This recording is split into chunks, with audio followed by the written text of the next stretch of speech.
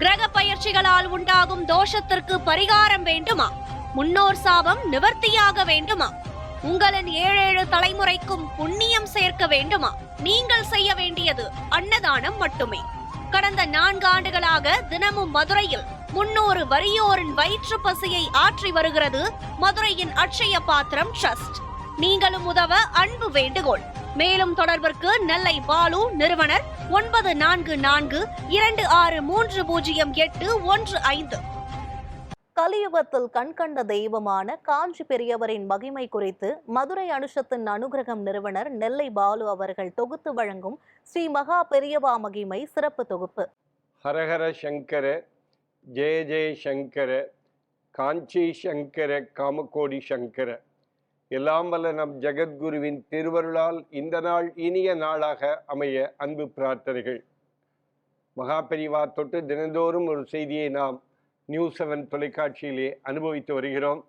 அந்த அடிப்படையில் ஒரு முறை பத்ரி சென்று வந்த ஒரு பக்தர் ஒருவர் மகா பெரியவாருக்கு பத்ரிநாத்துடைய அந்த அருள் பிரசாதத்தையும் ஒரு மஞ்சள் பட்டையும் பெரியவாடத்திலே கொடுத்து அங்கே நமஸ்காரம் செய்கிறார்.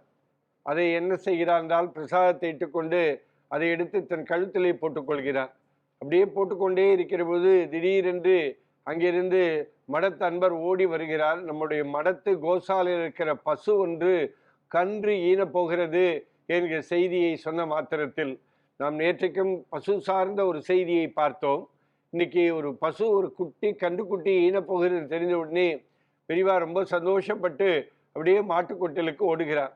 அங்கே போய், ஏனென்றால் பசுவையும் கன்றையும் ஒரு சேர பார்ப்பது ஒரு மிகப்பெரிய விசேஷம் என்று நினைத்து கொண்டு அப்படியே கன்றையும் பசுவையும் பார்த்து கொண்டே இருக்கிறார். அதற்கிடையே பக்கத்திலிருந்து ஒரு பசு கன்று ஓடி வந்து பெரியவாளை முட்டி மோதி தன் அன்பை தெரிவிக்கிறது. மடத்து அன்பர் வந்து அது விரட்ட வருகிறார். இது செய்யாதே என்று சொல்லி அந்த பசுவை தடவி கொடுத்து அப்படியே பசுவிடத்திலே கருணை காட்டுகிறார். அப்போது பார்த்து வடமதுரையிலிருந்து வந்த அன்பர் ஒருவர் ஒரு பெரிய ஒரு மாலையையும் அப்படியே ஒரு நிறைய பொருட்களையும் கொண்டு வந்து பெரியவாடத்திலே கொடுக்கிறார்.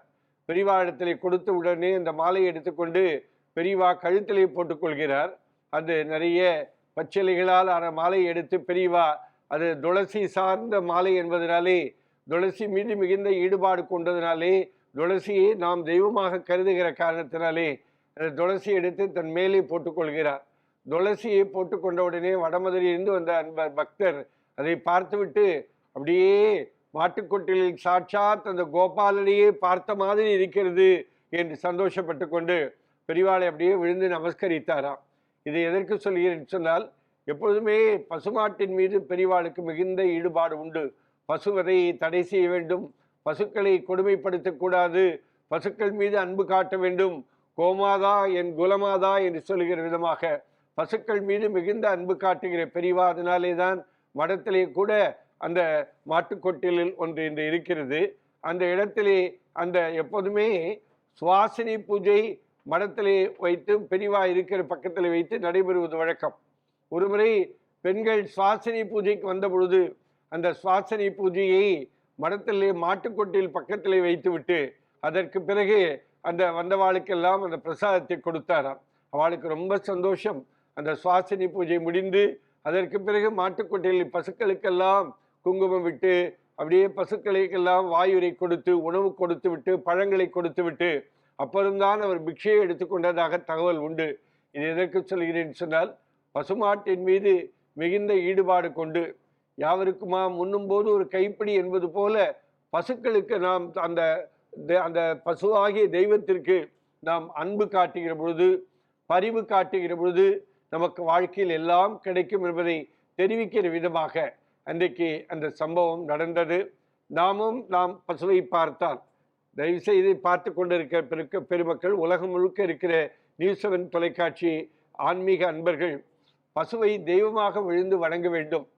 பசுவை நாம் ரட்சித்தால் நமது குடும்பம் வளம் பெறும் என்பதை நிரூபிக்கிற விதமாகத்தான் பெரியவா எப்பொழுதும் கோதானம் செய்யுங்கள், பசுக்களை பாதுகாத்துங்கள், பசுவதை செய்யக்கூடாது என்று அடிக்கடி தெய்வத்தின் குரல் மூலமாகவும் வருகிற பக்தரிடத்தெல்லாம் அடிக்கடி சொல்லுகிற ஒரு அருள் பாங்கான தெய்வத்தை நாம் வாழ்க்கையில் என்றைக்கும் பார்க்க முடியாது. சொல்லும் செயலும் ஒன்றுபட்ட அந்த தெய்வத்தை நாம் வாழ்க்கையில் விழுந்து வணங்கினால், தினந்தோறும் அவரை வணங்கினால் நமக்கு எல்லாம் கிட்டும். ஹரஹர சங்கர, ஜெய ஜெய சங்கர, காஞ்சி சங்கர, காமகோடி சங்கர. எல்லாம் வல்ல நம் ஜெகத்குருவின் திருவருளால் இந்த நாள் இனிய நாளாக அமைய அன்பு பிரார்த்தனைகள். ராம் ராம்.